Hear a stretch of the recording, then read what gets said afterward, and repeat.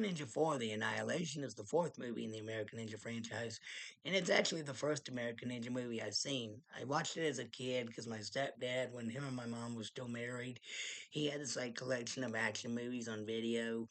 Um, and two of them were American Ninja 4, American Ninja 5, and he also had American Samurai. I watched those three, and then when my mom found out, she told me I couldn't watch them anymore because they were rated R. But they weren't even that violent. I mean, American Ninja 5 was PG-13. But I digress. The action in this movie is pretty good. It's like the story is like David Bradley. He comes back as Sean from the third movie, and him and his buddy Carl, played by Dwayne Alexander, they're CIA agents, and they are sent on a mission to Africa to rescue these American Delta Force commandos who've been taken hostage by this British guy who's a dictator in the Central African country that the rebels are trying to bring down. And he's the colonel is teamed up with this Arab Arab sheik who's a terrorist extremist, and he's like has all these like Muslim army of Muslim ninjas that he's trained. And why would a Arab be interested in training Japanese ninjas? Well, not Japanese, they're probably African, but for the country they're in, but whatever. Um,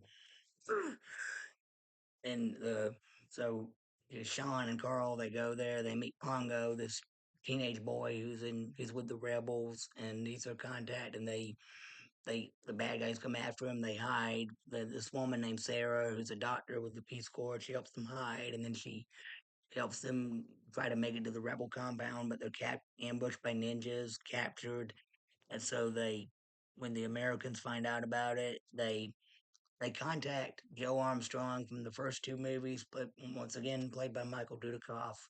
And Michael Dudikoff, he's retired. He's a teacher in Africa, and he when he finds out about this, and it's find out that him and Sean are friends, and that was never mentioned in the third movie, even though Steve James was in it. And it, maybe later off screen after the end of the third movie, Steve James might have introduced him to Sean and Joe.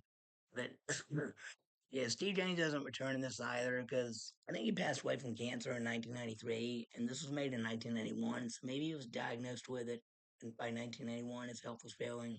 But if he was okay, it sucks that he didn't get to come back.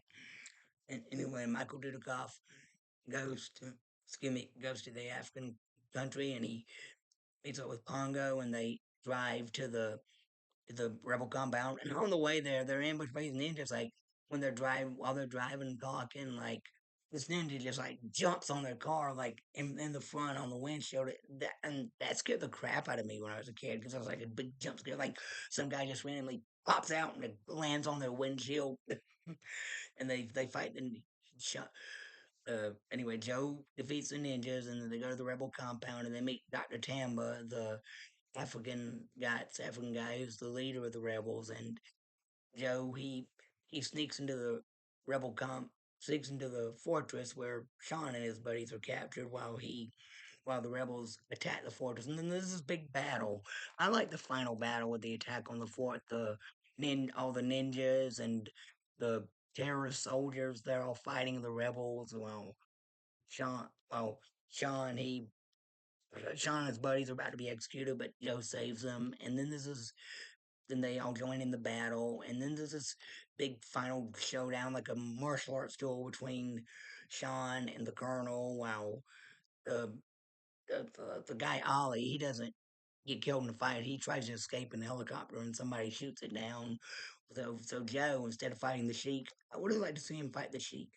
But Joe, he fights the ninja master called Super Ninja. It's a ninja with an eye patch, and the two fights are interconnected, like the two duel scenes at the end of episode three. Even though this came out way before episode three, did George Lucas take inspiration from this fight? Hmm. But the fights are okay. The duels are okay, but I like the battle scene. The and this has some good action in it, and it's at a very fast pace. And there are some moments of dark humor that make you laugh. But I don't know. This is a good sequel. I give it a thumbs up. All right, that's my review. If you like it, please hit the like button, subscribe for more. Thank you. God bless you. Bye.